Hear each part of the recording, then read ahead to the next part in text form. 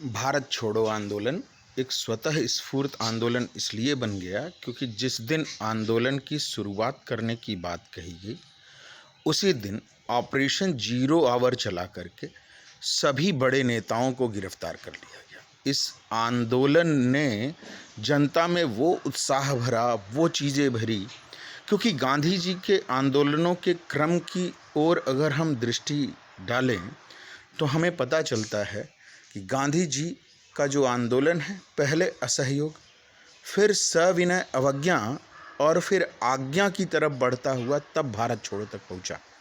और इस आंदोलन के दौरान उन्होंने आज्ञा देते हुए अंग्रेज़ों से यह कहा कि अभी टाइम आ गया है, आप भारत छोड़ो। जनता इतनी उत्साहित हुई कि कई जगहों पर समानांतर सरकारों की स्थापना हुई। बलिया, सतारा, तामलुक जैसे जगहों पर तो काफ़ी दिनों तक सरकार बनी रही।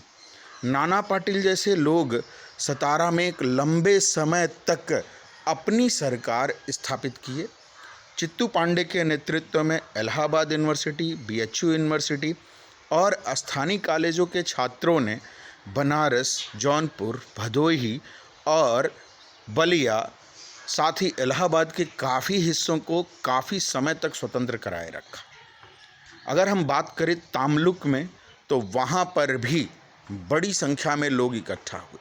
मातंगिनी हाजरा जैसे बड़े वृद्ध नेता वह भी आए। इस दौरान बिहार में कई नए पीढ़ी के नेता उभर करके आए।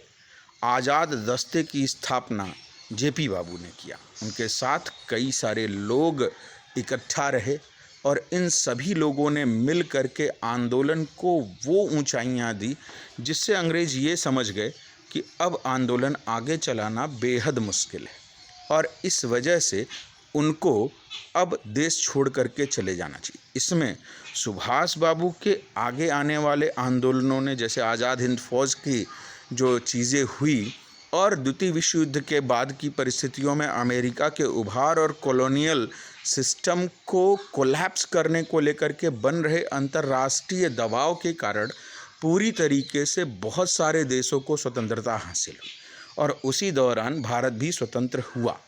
15 अगस्त 1947 को जब भारत के स्वतंत्रता की बात की गई तो दुनिया के नक्शे पर दो देश आए, हिंदुस्तान और पाकिस्तान। इन्हीं सब की कहानियों को डिटेल में पढ़ेंगे आज 3 बजे दोपहर में मेरे यानी डॉक्टर अभिषेक अजय सिंह के साथ